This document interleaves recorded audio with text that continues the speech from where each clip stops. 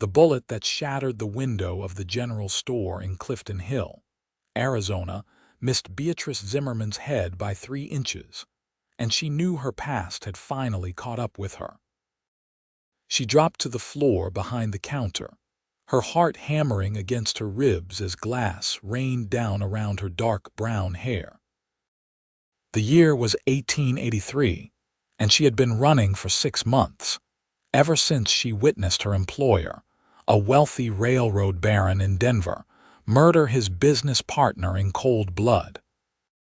She had fled that night with nothing but the clothes on her back and a handful of coins, changing her name from Beatrice Zimmerman to just B, never staying anywhere long enough to put down roots. Clifton Hill was supposed to be different. It was supposed to be far enough away, small enough to disappear into. The shopkeeper, an elderly man named Mr. Peterson, scrambled toward her. "Miss Zimmerman, are you hurt?"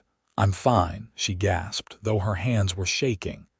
"Did you see who fired that shot?" Before he could answer, the door burst open and a tall figure filled the doorway. Beatrice's breath caught in her throat, expecting to see one of the men who had been hunting her. But instead, she saw a cowboy she had noticed around town a few times. He was in his late 20s, with dark hair that needed cutting and eyes the color of storm clouds. His hand rested on the revolver at his hip, and his expression was deadly serious. "Everyone all right in here?" His voice was deep and rough, like gravel underfoot. "We're fine, Marshall," Mr. Peterson said, and Beatrice felt a jolt of surprise. This man was the marshal. She had assumed he was just another drifter passing through. "I saw a rider heading east out of town," the marshal said, his eyes scanning the shop until they landed on Beatrice, still crouched behind the counter. Something flickered in his gaze, concern perhaps, or curiosity. "You're bleeding, miss." Beatrice touched her cheek and her fingers came away red. A shard of glass must have cut her. "It's nothing." He crossed the room in 3 long strides and knelt beside her, pulling a clean handkerchief from his pocket. "Let me see." His touch was surprisingly gentle as he dabbed at the cut. Up close, she could see the loneliness etched into the lines around his eyes, the weariness of a man who had seen too much. "Thank you, Marshall." She trailed off, realizing she didn't know his name. Reeves. Marcus Reeves. He met her eyes, and for a moment the chaos around them seemed to fade. "And you're Miss Zimmerman, right? You've been working at the boarding house for the past 2 weeks." She nodded, surprised he had noticed her. She had tried so hard to be invisible. "Any idea why someone would take a shot at you?" His question was casual, but his eyes were sharp, assessing. Beatrice's mind raced. She couldn't tell him the truth, not yet, but she also couldn't lie to those steady gray eyes.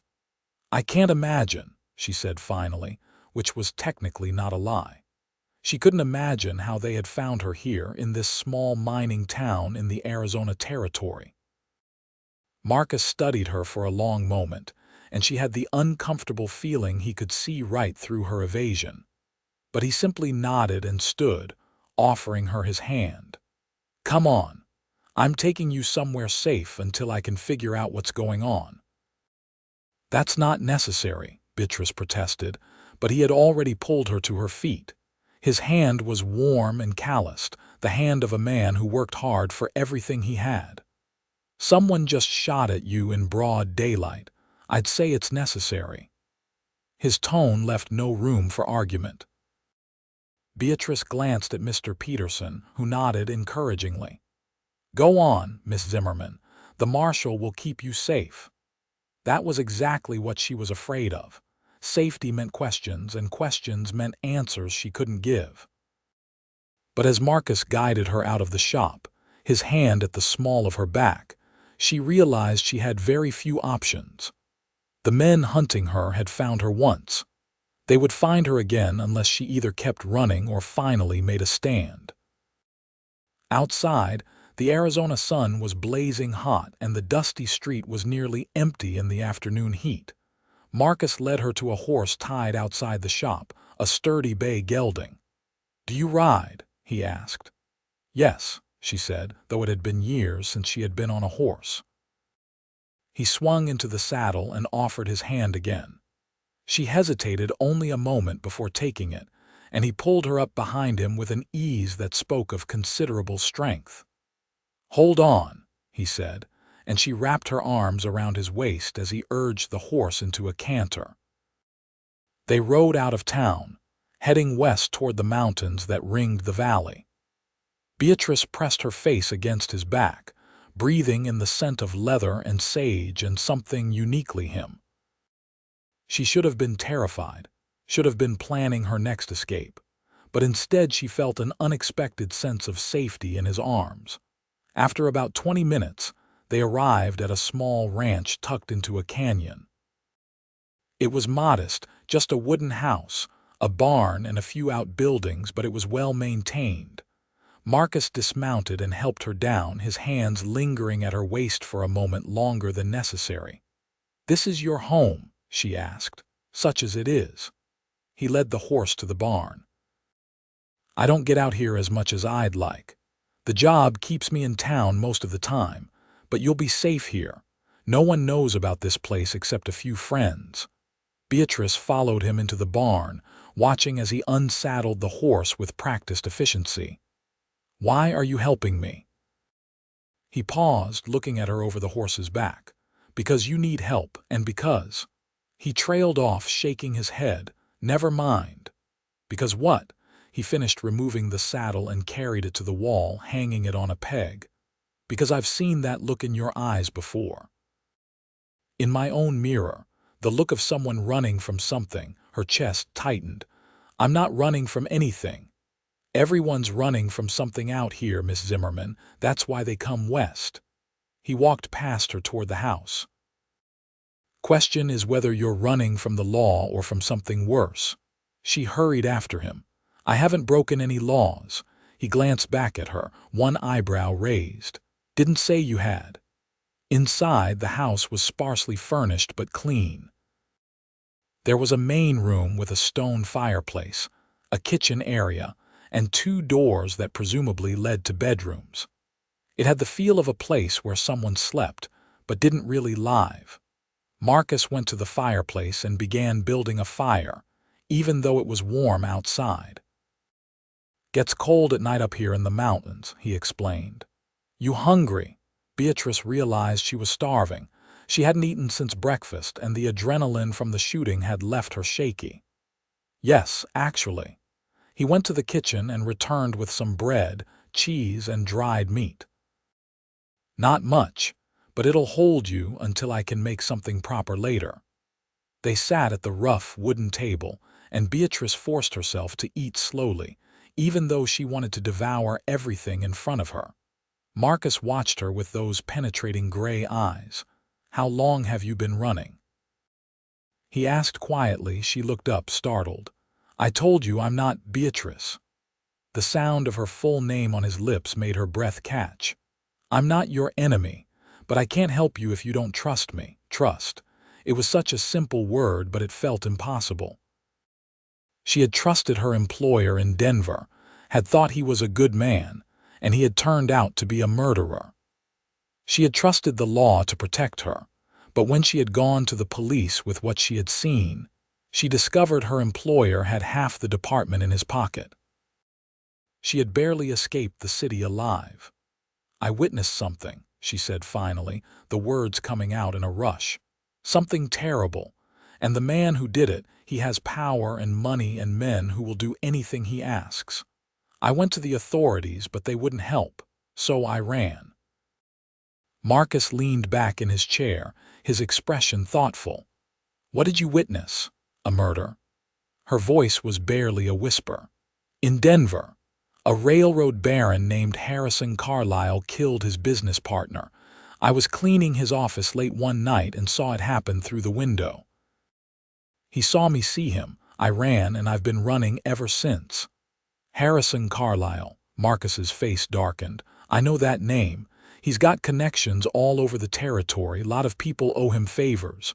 Beatrice felt her hope crumbling. "So you won't help me?" "I didn't say that." His voice was firm. "I said he's got connections, but I'm not one of them, and I don't take kindly to men who send shooters after women."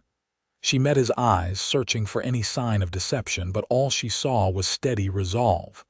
"Why would you risk your position for me? You don't even know me." He was quiet for a long moment, his fingers drumming on the table. "My wife died 3 years ago," he said finally. "Cholera outbreak. We'd only been married a year. After that, I went through the motions. Took the Marshall job because I needed something to do, somewhere to put all the anger. But it's been a long time since I felt like I had something worth fighting for." Beatrice's heart ached for him. She could see the grief in his eyes, buried deep but still present. "I'm sorry for your loss."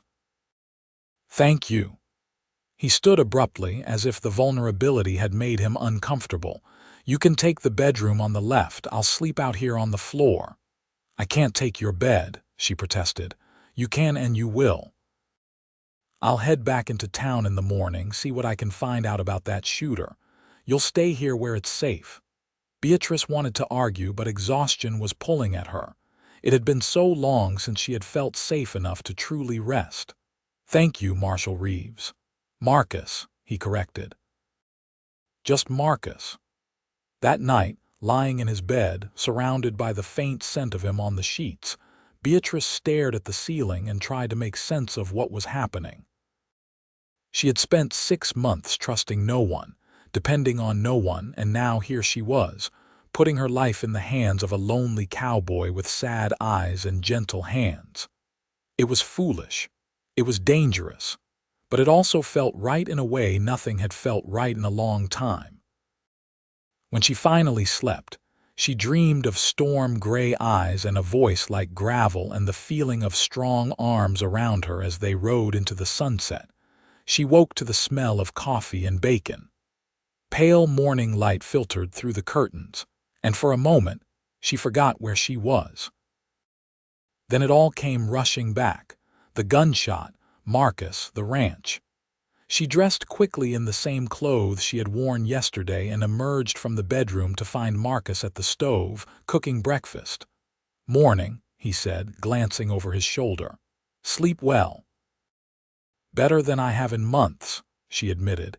He smiled, and it transformed his face, chasing away some of the loneliness. "Good. Sit down. This is almost ready." They ate together in companionable silence, and Beatrice found herself stealing glances at him.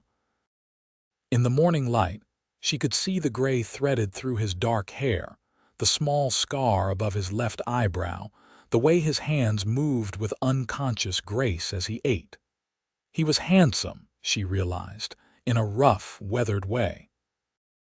The kind of handsome that came from character rather than perfect features. "I've been thinking," Marcus said, setting down his fork. "I'm going to send a telegram to a friend of mine in Denver, federal marshal. If what you say is true about Carlisle, we need to get the territorial authorities involved." Beatrice felt a flutter of hope. "You believe me?" "I do." He met her eyes. "I'm a pretty good judge of character, and you're no liar. Scared, yes, but not dishonest." She looked down at her plate, overwhelmed by his faith in her. "What if your friend is one of Carlisle's men?" "He's not. I'd stake my life on it." Marcus stood and began clearing the plates. "I'll ride into town this morning. You stay here. There's a rifle over the fireplace and a shotgun in the bedroom. Do you know how to shoot?" "My father taught me when I was young," she said. "But I haven't touched a gun in years." He went to the fireplace and took down the rifle, checking it was loaded before handing it to her. "You point, you aim, you squeeze the trigger. If anyone comes here who isn't me, you don't hesitate. Understood?"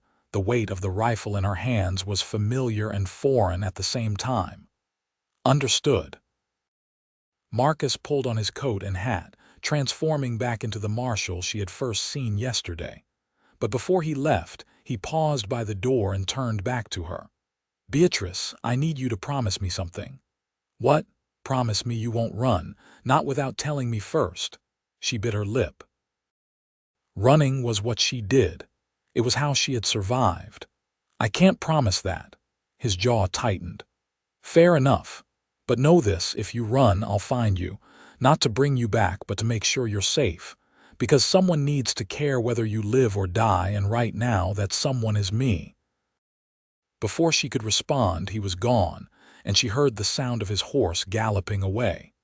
She stood frozen in the doorway, his words echoing in her mind. "Someone needs to care whether you live or die, and right now, that someone is me." When was the last time anyone had cared about her like that? Her parents were long dead, killed in a fire when she was 16. She had no siblings, no other family. For the past 6 months she had been utterly alone, but now she had Marcus. The day passed slowly. Beatrice explored the ranch, staying close to the house as Marcus had instructed. She found a vegetable garden behind the barn, overgrown with weeds but still producing tomatoes and beans.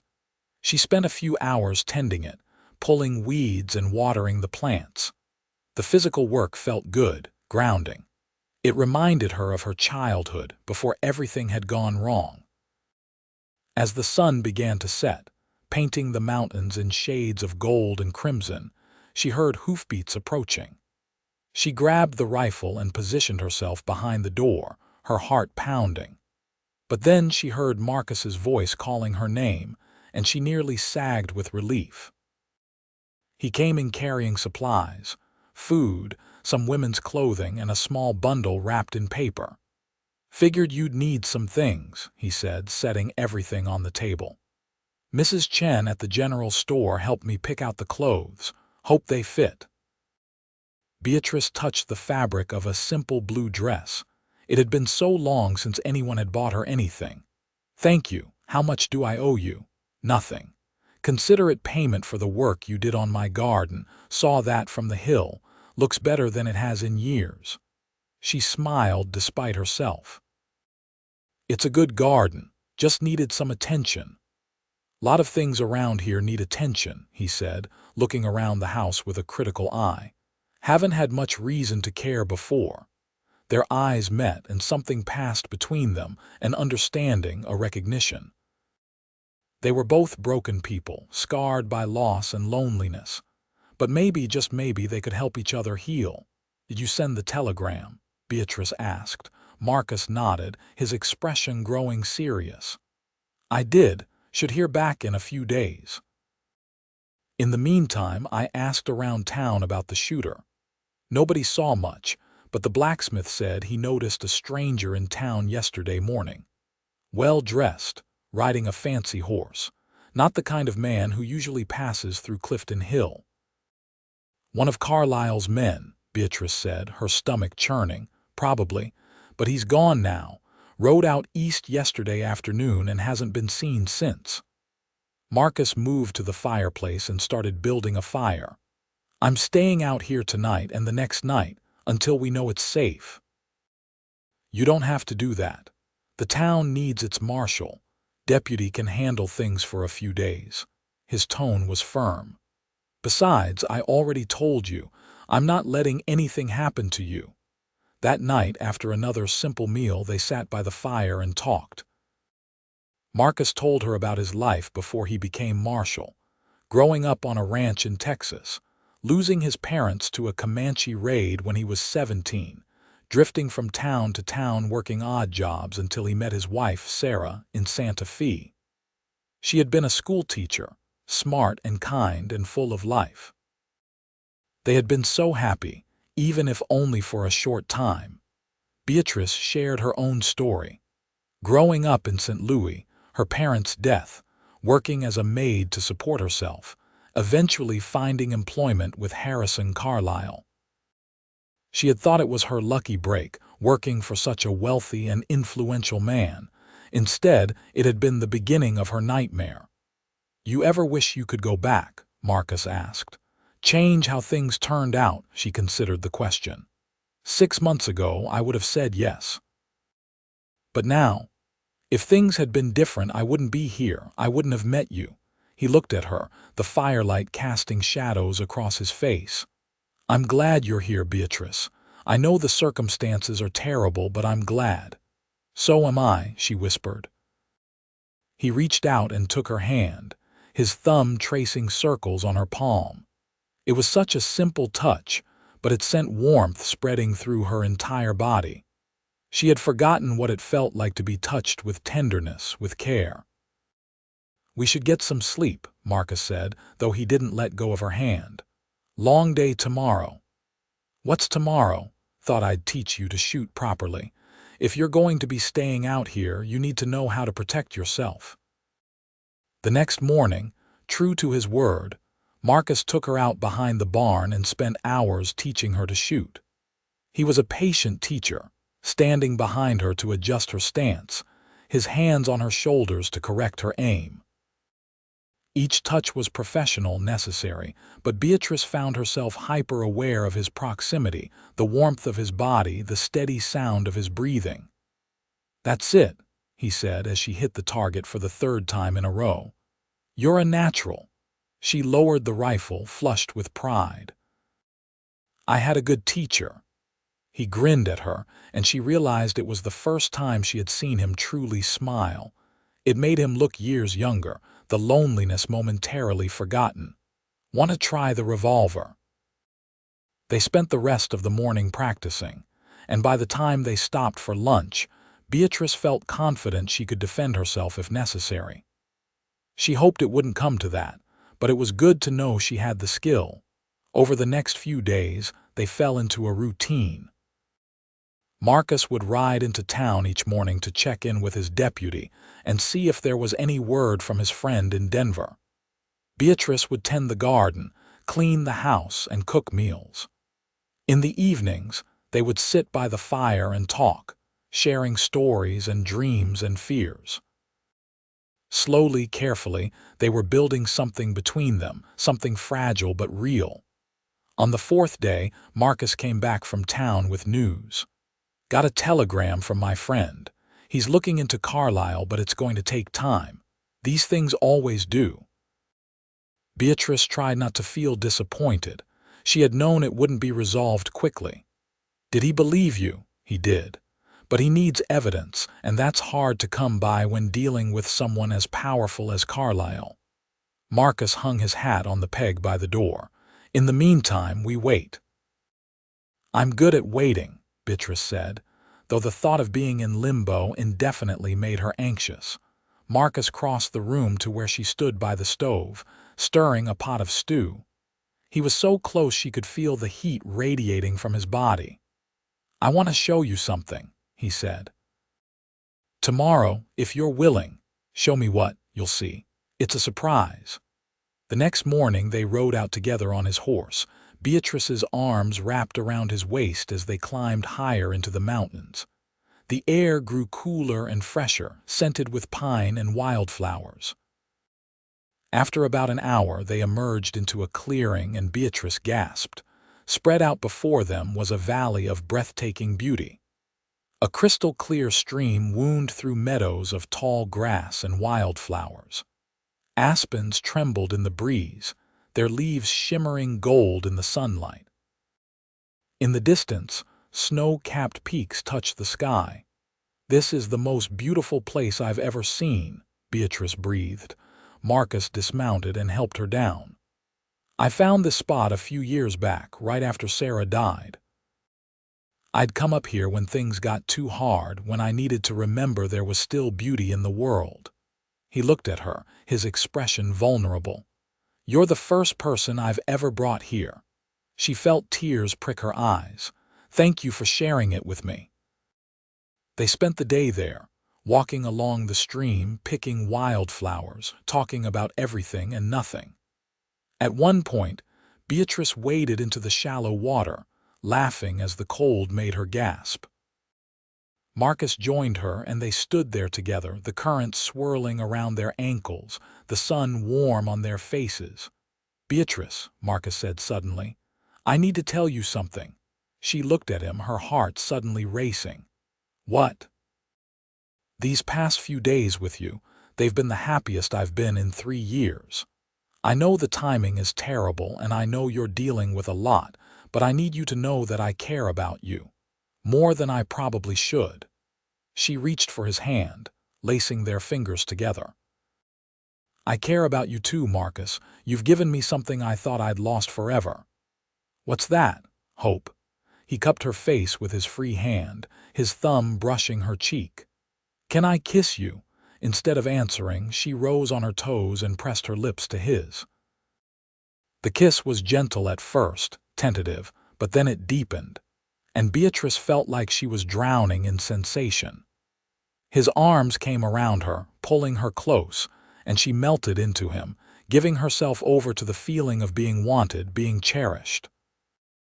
When they finally pulled apart, both breathing hard, Marcus rested his forehead against hers. "I think I'm falling in love with you," he whispered. "I think I'm falling in love with you too," she whispered back.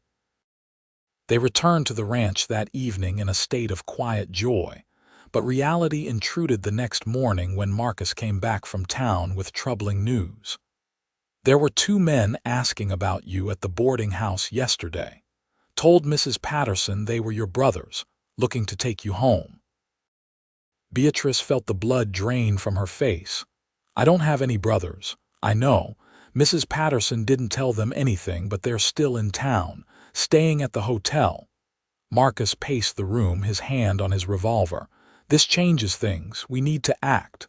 "What do you mean?" "I mean we need to stop running and start fighting. I sent another telegram to my friend, told him it was urgent. But in the meantime, we need to draw these men out, get them to show their hand." Beatrice shook her head. "That's too dangerous. If Carlisle's men capture me, I'll disappear." "You know that. They're not going to capture you. I won't let that happen." Marcus took her hands, his grip firm and reassuring. "But we can't keep hiding forever. Eventually they'll find this place. Better to face them on our terms." She knew he was right, but the thought of putting herself in danger, of putting Marcus in danger, made her feel sick. "What's your plan?" "You're going to go back into town. Make yourself visible. When they try to grab you, I'll be there with the deputy and a few men I trust. We'll arrest them, get them to talk, maybe get some evidence against Carlisle. And if something goes wrong, it won't. I promise you, Beatrice. I won't let anything happen to you." She wanted to believe him, wanted to trust in his strength and his skill. But she had seen what Carlisle's men were capable of. "When?" "Tomorrow. We'll ride in together in the morning. You'll go to the boarding house like you're coming back to work. I'll be watching the whole time." That night, Beatrice barely slept. She lay in bed, listening to Marcus moving around in the next room, and thought about everything that could go wrong.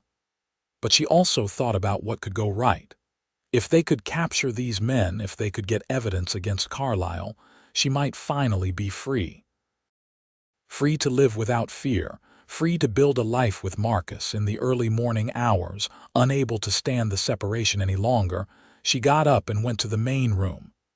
Marcus was sitting by the dying fire, his rifle across his knees. He looked up when she entered. "Can't sleep?" he asked. She shook her head and sat beside him. Without a word, he put his arm around her and pulled her close. She rested her head on his shoulder, taking comfort in his solid presence. "Whatever happens tomorrow," she said quietly, "I want you to know that these past few days have been the best of my life." He pressed a kiss to the top of her head. "Mine too. And tomorrow isn't the end, Beatrice. It's the beginning. We're going to get through this, and then we're going to have a future. Together. Promise?" "I promise." They sat there until dawn broke over the mountains, holding each other, drawing strength from each other. When the sun finally rose, Marcus stood and helped her to her feet.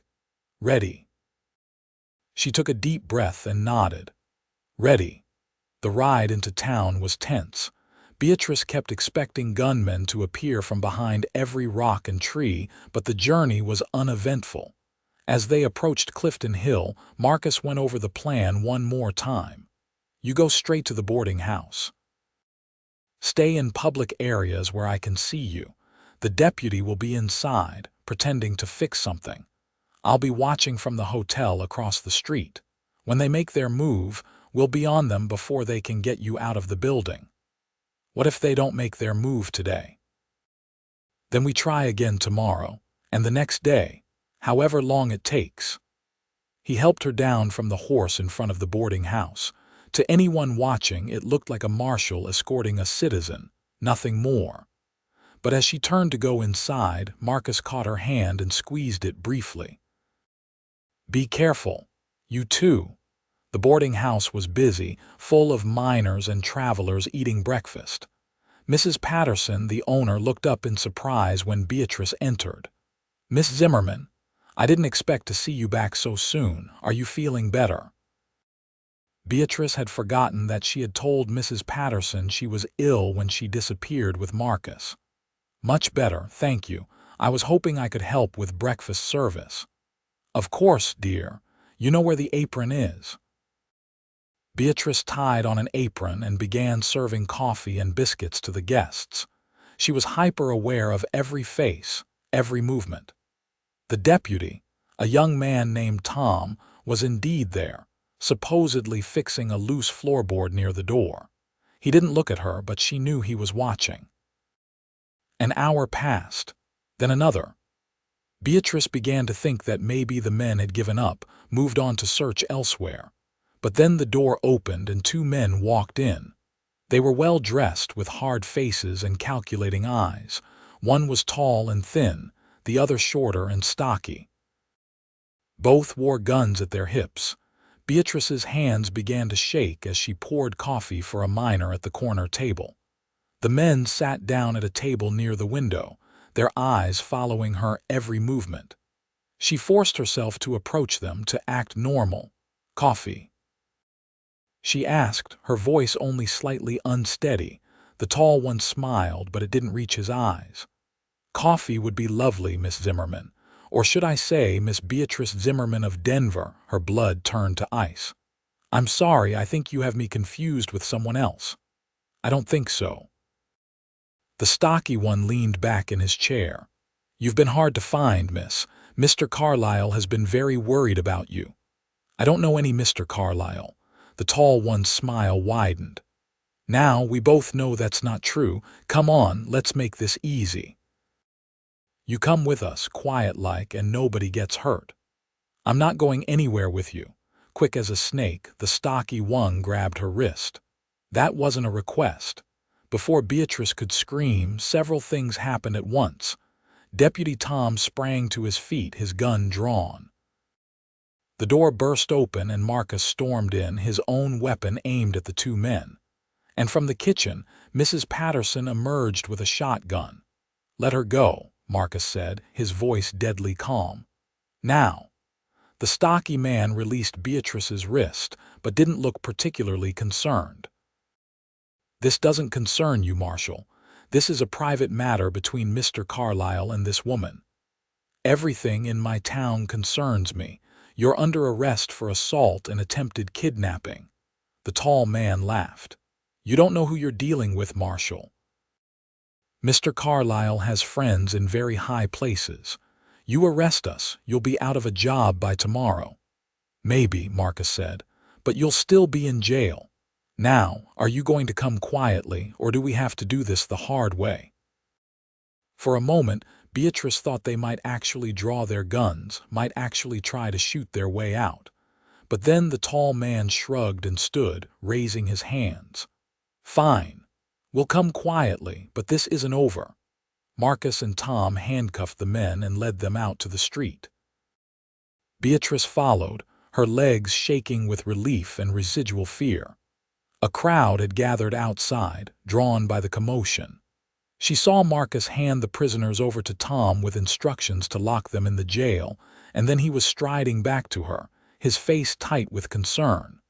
Are you all right? He asked, his hands on her shoulders. I'm fine. You were right there, just like you promised. He pulled her into his arms, seemingly unconcerned about the watching crowd. God, when he grabbed you, I wanted to shoot him right then. She held him tight, breathing in his familiar scent, letting it calm her racing heart. "But you didn't. You did everything right." Mrs. Patterson approached them, the shotgun now propped on her shoulder. "Miss Zimmerman, would you like to tell me what's really going on?" "Those men said some troubling things." Beatrice glanced at Marcus, who nodded encouragingly. So she told Mrs. Patterson everything, about witnessing the murder in Denver, about running, about Carlisle's men hunting her. The older woman listened intently, her expression growing more and more outraged. "That's terrible," she said when Beatrice finished. "Just terrible. Well, you've got the whole town behind you now, dear. Anyone who tries to hurt you will have to go through all of us." Similar sentiments were echoed by the crowd that had gathered. Clifton Hill was a small town, and they took care of their own. Beatrice felt tears pricking her eyes at their support. For so long, she had been alone. Now she had an entire community willing to stand with her. Over the next few days, Marcus interrogated the two men, but they refused to talk. They had clearly been well paid to keep silent. However, their presence in Clifton Hill and their attempt to kidnap Beatrice was evidence enough for the territorial authorities to take an interest. Marcus's friend, Marshall James Thornton, arrived from Denver a week later, a gruff man in his 50s with a sharp mind and a reputation for integrity. He interviewed Beatrice extensively, taking down every detail of what she had witnessed that night in Denver. He also interrogated the two prisoners, and while they still wouldn't implicate Carlisle directly, they did let slip enough information to suggest Carlisle was involved in more than just one murder. He had been using his railroad connections to smuggle goods, evade taxes, and eliminate business rivals. "This is bigger than I thought," Marshall Thornton told Marcus and Beatrice one evening. They were sitting in Marcus's office, going over the case. "I've been looking into Carlisle's operations, and there's evidence of corruption going all the way up to the territorial governor, but I need more. I need someone willing to testify." "I'll testify," Beatrice said immediately. "It'll be dangerous. You'll have to go back to Denver, face Carlisle in court. His lawyers will try to destroy your credibility." "I don't care. I want him to pay for what he did." Marshall Thornton studied her for a long moment, then nodded. "All right. I'll make the arrangements. The trial will be in about 2 months. Until then, you should stay here where it's safe." After the marshal left, Marcus and Beatrice walked back to the ranch together. The sun was setting, painting the sky in shades of pink and orange. It had been 2 weeks since that terrifying day at the boarding house, and Beatrice had been staying at the ranch the entire time. She and Marcus had grown closer with each passing day, their relationship deepening from attraction to something much more profound. "Are you scared?" Marcus asked as they rode. "About the trial, terrified," she admitted, but also relieved. This whole nightmare might finally be over. "I'll come with you to Denver. I'll be right there beside you the whole time." She leaned back against his chest. "You do that for me." "I'd do anything for you, Beatrice. I thought you knew that by now." That night after dinner, Marcus built a fire and they sat together on the worn sofa, her head on his shoulder, his arm around her waist. The silence between them was comfortable, companionable. But there was also an undercurrent of tension, of unspoken desire that had been building for weeks. "Beatrice," Marcus said softly, "I know the timing isn't ideal with the trial coming up and everything still uncertain, but I need to ask you something." She lifted her head to look at him. "What?" "When this is all over, when Carlisle is behind bars and you're finally free, would you consider staying here, in Clifton Hill, with me?" Her heart began to race. "Marcus, are you asking me to marry me?" "Yes." "I know we haven't known each other long, but I've never been more sure of anything in my life. I love you, Beatrice. I want to build a life with you, a future. I want to wake up next to you every morning and fall asleep beside you every night. I want to grow old with you." He cupped her face in his hands, his gray eyes intense. "Say yes, please say yes." Tears spilled down her cheeks, but they were happy tears. "Yes, yes, I'll marry you." He kissed her then, and it was like nothing she had experienced before. It was passion and promise, tenderness and fire. When he pulled back, both of them were breathing hard. "I want you," she whispered. "I want you so much. Are you sure? We can wait until after the wedding if you'd prefer." In answer, she kissed him again, her hands tangling in his hair. "I'm sure. I've never been more sure of anything." He stood, sweeping her up into his arms, and carried her to his bedroom. He laid her on the bed with infinite care, as if she were something precious and fragile. Then he began to undress her, slowly, reverently, his hands and lips exploring every inch of skin as it was revealed. Beatrice had never been with a man before, and she was nervous, but Marcus was patient and gentle, making sure she was comfortable every step of the way. When they finally came together, it was beautiful and right, a physical expression of the love that had been growing between them. Afterward, they lay tangled together, her head on his chest, listening to the steady beat of his heart. "I love you," she murmured, already half asleep. "I love you too," he replied, pressing a kiss to her hair. "Forever." The next 2 months passed in a blur of happiness, tinged with anxiety about the upcoming trial. Marcus proposed they have a small wedding before leaving for Denver, so that Beatrice would be his wife when they faced Carlisle. She agreed, and they were married in a simple ceremony at the town church, with half of Clifton Hill in attendance. Mrs. Patterson cried through the entire service, and even the gruff deputy Tom looked misty-eyed. Beatrice wore a white dress that Mrs. Patterson and the other women of the town had helped her sew, with wildflowers from their special meadow in her hair. Marcus wore his best suit, his eyes never leaving her face as she walked down the aisle. When the preacher pronounced them man and wife, Marcus kissed her with such tenderness that Beatrice felt her heart might burst from happiness. "Mrs. Reeves," he murmured against her lips. "Mrs. Reeves," she repeated, loving the sound of it. They spent their wedding night at the ranch, making love under the stars on a blanket in the meadow behind the house. It was magical and perfect, and Beatrice wanted to freeze that moment forever, to stay in that bubble of happiness where nothing could touch them. But reality intruded all too soon. A week after their wedding, they boarded the train to Denver, accompanied by Marshal Thornton and 2 other federal marshals. The journey took 3 days, and with each mile that brought them closer to the city, Beatrice felt her anxiety growing. "It's going to be all right," Marcus assured her, holding her hand. "You're going to get up there and tell the truth, and justice will be served." She wanted to believe him. She needed to believe him. Denver was bigger and busier than Beatrice remembered, full of noise and crowds and reminders of her old life. They stayed in a hotel under heavy guard, and Beatrice barely slept the night before the trial. Marcus held her, whispering words of encouragement and love, but her mind wouldn't quiet.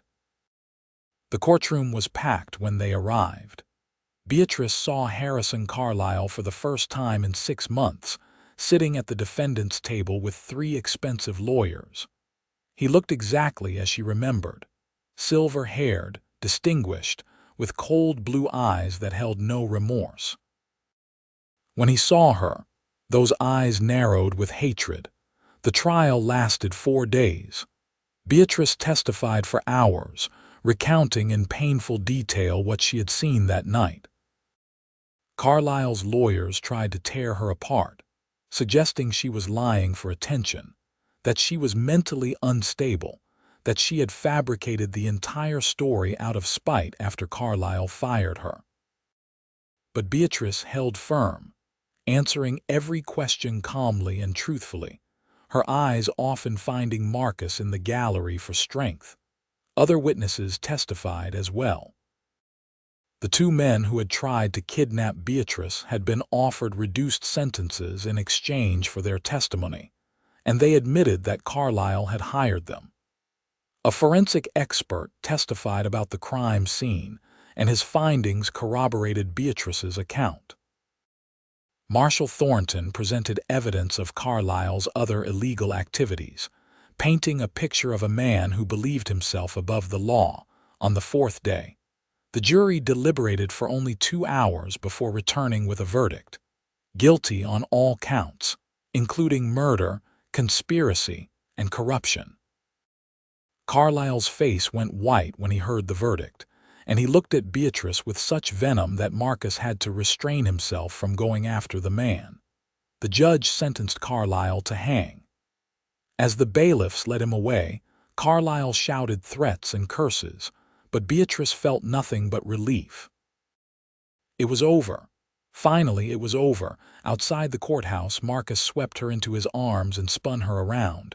"You did it. You were so brave." She laughed and cried at the same time. "We did it. I couldn't have gotten through this without you." Marshall Thornton shook both their hands. "Justice was served today thanks to your courage, Mrs. Reeves. You should be proud." That night, they celebrated with Marshall Thornton and his wife at a nice restaurant. Beatrice felt lighter than she had in months, years even. The shadow that had been hanging over her was finally gone. She was free. "What do you want to do now?" Marcus asked as they walked back to the hotel, his arm around her waist. "I want to go home," she said. "I want to go back to Clifton Hill and start our life together." They returned to Arizona a week later, and the whole town turned out to welcome them back. There was a celebration at the town hall, with music and dancing and more food than Beatrice had ever seen. She and Marcus danced together under the stars, holding each other close, lost in their own world. "Happy?" Marcus asked. "Happier than I ever thought possible," she replied. Life settled into a comfortable routine. Marcus continued his work as marshal, but he made sure to spend as much time as possible at the ranch with Beatrice. She transformed the place, adding curtains and rugs and little touches that made it feel like a real home. The garden flourished under her care, and she started raising chickens and even got a milk cow. She also started teaching reading and writing to the children in town, using the skills she had learned in her own education. It gave her a sense of purpose, a way to give back to the community that had supported her through her darkest time. 6 months after the trial, Beatrice discovered she was pregnant. She told Marcus one evening after dinner, nervous about how he would react. But he simply pulled her into his arms and held her tight, his eyes wet with tears of joy. "A baby," he whispered. "We're going to have a baby." "Are you happy?" she asked. Happy doesn't even begin to cover it. I'm ecstatic, terrified but ecstatic. Their son was born in the spring of 1885, a healthy boy with his father's gray eyes and his mother's dark hair. They named him Samuel after Marcus's father. Holding her son for the first time with Marcus beside her, Beatrice thought back to that day in the general store when a bullet had shattered the window and changed her life forever. She had been so scared, so alone. But that bullet had led her to Marcus, had led her to this life, this family, this future. "What are you thinking about?" Marcus asked, stroking Samuel's tiny hand. "I'm thinking about how lucky I am," she said. "How all the terrible things I went through led me here to you, to him. And I wouldn't change any of it." Marcus leaned over and kissed her. "I love you, Beatrice Reeves. You gave me a reason to live again. You gave me a future worth fighting for." "We gave each other that," she corrected. "We saved each other." Over the next few years, their family grew. A daughter, Rose, was born 2 years after Samuel, followed by another son, Daniel, 2 years after that. The ranch expanded as Marcus bought more land, building a larger house to accommodate their growing family. Beatrice's teaching grew into a proper school, with a building donated by the town and students coming from miles around. Marcus proved to be a wonderful father, patient and loving, teaching his children to ride and shoot and work the land. Beatrice watched him transform from a lonely, grief-stricken man into someone full of life and joy. She knew she had changed too, from a frightened woman running from her past into someone strong and confident, someone who had faced her demons and won. On their 10th wedding anniversary, Marcus took Beatrice back to their special meadow in the mountains. The children were staying with Mrs. Patterson for the night, giving them some rare time alone. They rode up the familiar trail, and when they reached the clearing, Beatrice gasped. Marcus had set up a camp there with a tent and blankets and a picnic. "When did you do all this?" she asked in wonder. "Yesterday. Wanted to surprise you." He helped her down from the horse and led her to the blankets. 10 years ago, I was just going through the motions of living. And then you came into my life, and everything changed. You made me want to live again, really live. You gave me hope and love and a family.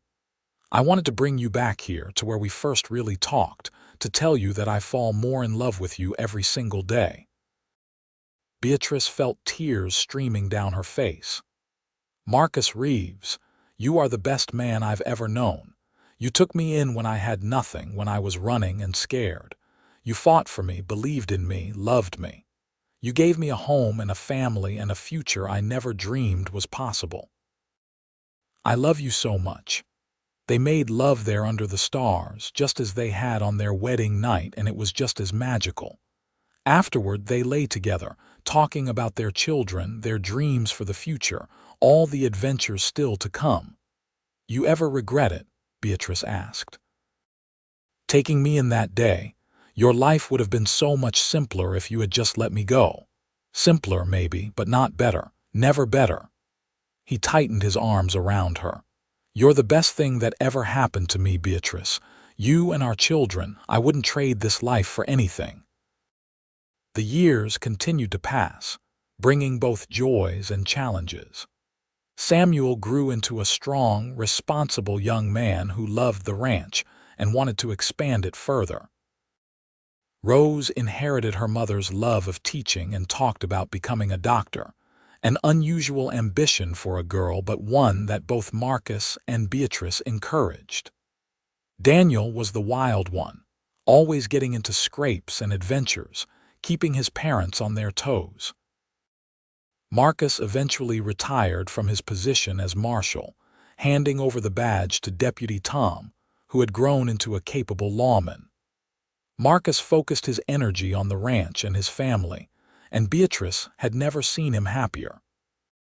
The lines of grief and loneliness that had marked his face when they first met were gone, replaced by laugh lines and the peaceful contentment of a man who had found his place in the world.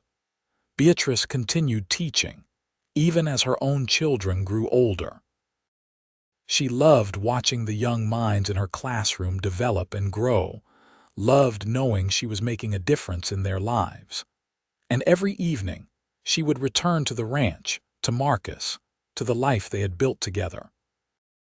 On a warm summer evening in 1895, when Beatrice was 40 years old and Marcus was 43, they sat on the porch of their home, watching the sunset paint the mountains gold and crimson.